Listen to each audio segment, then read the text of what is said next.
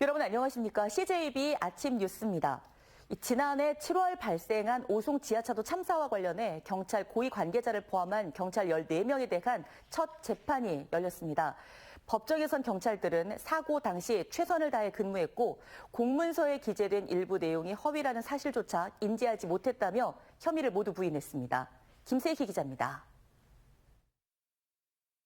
청주 오송 지하차도 참사 발생 직전인 지난해 7월 15일 오전 7시 2분과 56분, 충북경찰청 112 상황실에 미호천교가 넘치려 한다, 궁평 지하차도 통제가 필요하다는 두 차례의 신고 전화가 접수됐습니다. 하지만 112 상황실은 이를 긴급신고로 분류하지 않았습니다. 관할 지역순찰팀은 출동 지령을 받았지만 다른 지하차도로 출동해 결과적으로 도로 통제는 이루어지지 않았습니다.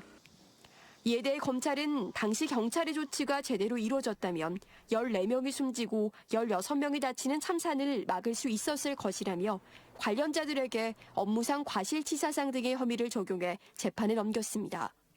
또 사고 발생 이후 경찰이 재난상황실 운영계획서와 근무일지 등을 허위로 작성했고 최고 결재권자인 김교태 전 경찰청장 등도 이를 제대로 검토하지 않았다며 허위 공문서 작성 혐의도 적용했습니다. 이렇게 기소된 경찰은 모두 14명으로 어제 이들에 대한 첫 재판이 열렸습니다. 하지만 이들은 모두 혐의를 부인했습니다. 먼저 업무상 과실치사상 혐의를 받는 당시 오송파출소 근무자와 상황실 직원은 매뉴얼에 따라 대응 코드를 분류하고 각자의 자리에서 주어진 업무를 다했다는 취지로 진술했습니다. 허위 공문서 작성 혐의 등을 받는 김 전 청장과 마경석 당시 충북청 공공안전부장도 허위 공문서 작성을 공모한 사실이 없고 일부 내용이 허위라는 사실도 인식하지 못했다며 무죄를 주장했습니다. 재판은 성실히 임하겠습니다. 앞으로 재판 과정에서 경찰의 초동 대처가 미흡했는지, 그리고 이게 참사로 이어지게 되는 직접적이고 명확한 인과관계가 있는지가 주요 쟁점이 될 것으로 보입니다. 또 허위 공문서 작성 혐의의 경우 의도성을 놓고 유무죄를 다툴 것으로 예상됩니다.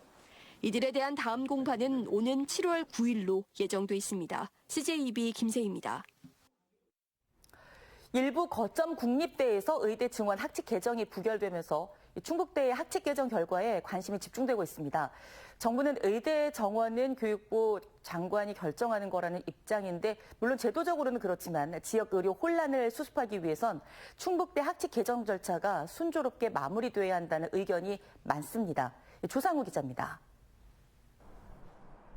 부산대와 제주대, 강원대 등 거점 국립대들이 잇따라 의대 정원 확대를 담은 학칙 개정안을 교무회의나 대학평의원에서 부결하거나 심의를 연기했습니다.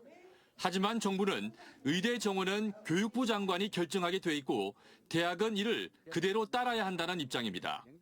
고등교육법 32조는 대학의 학생 정원은 대통령령, 즉 시행령으로 정하는 범위에서 학칙으로 정하도록 규정했고 시행령은 28조에서 대학이 학칙으로 모집 단위별 입학 정원을 정할 때 교육부 장관이 정하는 사항은 대학이 따라야 한다면서 의료인을 대상에 포함해 놓고 있습니다. 의대 정원의 경우 대학에 재량권이 없고 교육부 장관이 결정한 대로 대학은 사후적으로 학칙 개정 절차를 밟아야 한다는 것이 정부의 입장인 것입니다. 이런 가운데 충북대는 교육부가 배정해준 의대 정원 200명을 학칙에 반영하기 위해 다음 주 법제심의위원회와 고창섭 총장이 주재하는 교무회의 그리고 대학평의원회를 잇따라 열어 학칙 개정안을 심의합니다. 충북대 관계자는 다만 내년 입시 의대 모집 인원 125명은 지난달 29일 교무회의에서 이미 확정된 사항이라고 밝혔습니다. 일부 거점대의 부결로 충북대 학칙 개정 결과에 관심이 쏠리는 가운데 고창섭 총장은 대학의 여건과 함께 지역사회 발행도 고려하지 않을 수 없다는 입장을 밝힌 바 있습니다. 저희가 이제 충청북도라든가 시민단체의 주민들의 도민들의 의사를 완전히 무시하고 저희가 결정하기도 어려운 것이 사실입니다.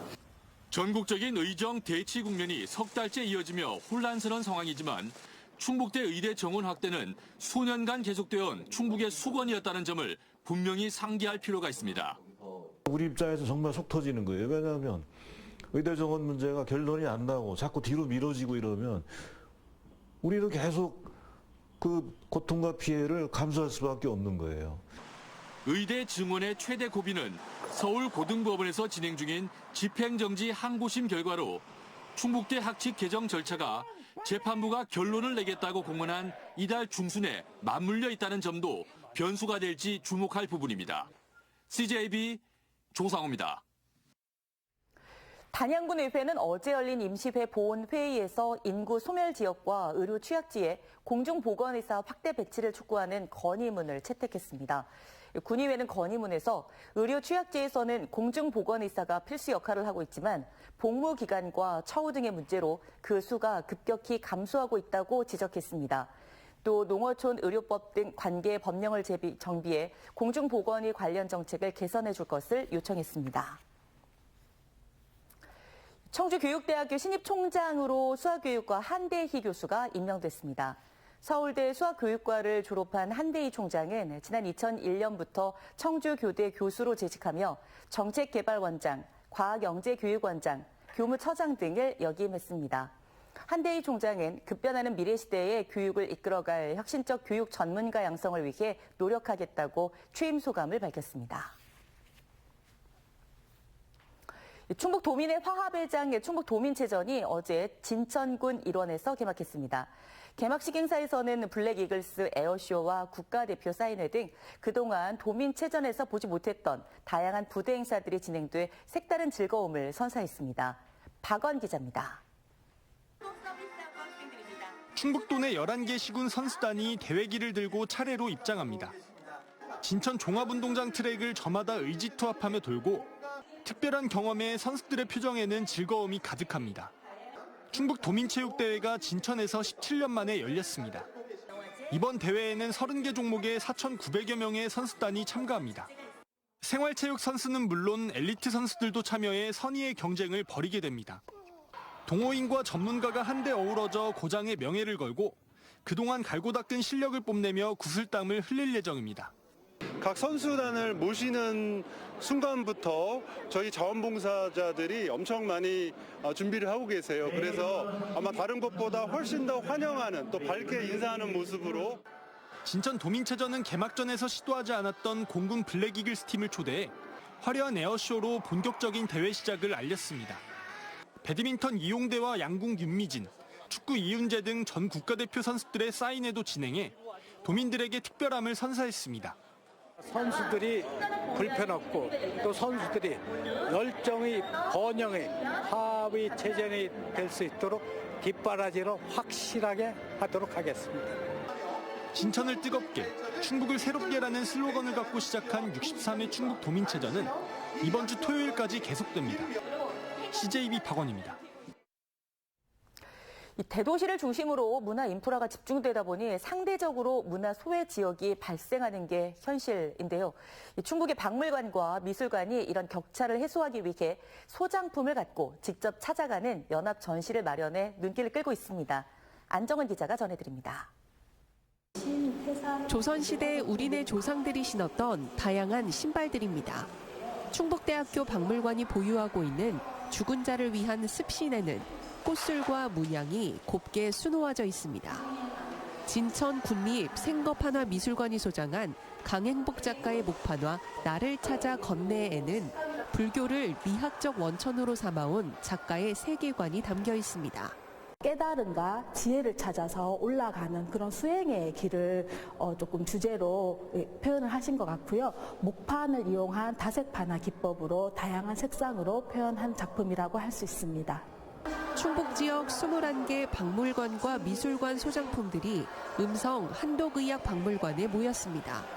충청북도 박물관 미술관협회가 문화 소외 지역을 직접 찾아가는 전시, 길을 잇다 전입니다. 문화예술을 향유하고 그리고 교육 체험 프로그램을 통해 지역 학생들에게 진로 체험의 기회를 제공하기 위해 마련된 기획 전시입니다. 지난해 단양군을 시작으로 음성군에서 두 번째로 열리는 연합전에는 길을 표현한 소장품 130여 점을 선보입니다. 또 기획전과 연계한 12개의 체험 프로그램과 의학박물관 내 상설 전시도 다채롭게 만날 수 있습니다. 여기는 어떻게 보면 음성 또는 충북의 그 문화의 어떤 허브, 그 플랫폼을 만들었다 이렇게 보시면 됩니다. 그리고 항상 문이 열려 있습니다. 2024 충청북도 박물관 미술관 연합전시 길을 잇다 저는 다음 달 28일까지 음성 한독의학 박물관에서 무료로 관람할 수 있습니다. CJB 안정은입니다. 충주시가 슬레이트 처리 지원 사업의 성과를 인정받아 환경부 장관 기관 표창을 수상했습니다. 충주시는 지난해 14억 1천여만 원을 들여 슬레이트 지붕 건축물 322동을 철거하고 지붕 개량 19동을 지원해 98.7%의 실적을 냈습니다. 기관 표창을 수상한 지자체 가운데 총 3곳으로 도내에서는 충주시가 유일합니다. 단양군이 지난해 첫 선을 보이는 소금정공원 달맞이 포차가 오늘 재개장합니다. 운영 시간은 오후 6시 30분부터 11시까지로 관광 성수기에는 화요일을 제외한 주 6일, 비수기에는 금, 토, 일요일까지 주 3회 운영합니다. 소금정공원 달맞이 포차는 오는 9월 29일까지 이어집니다.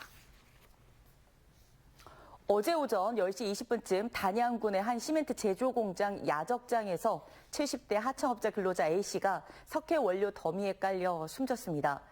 경찰과 소방당국은 굴착기 기사인 A씨가 석회석 더미 부근에서 잠시 휴식을 취하던 중 변을 당한 것으로 보고 추정하고 있습니다. 한편 고용노동부는 정확한 사고 원인과 함께 중대재해처벌법 위반 여부 등을 조사할 예정입니다.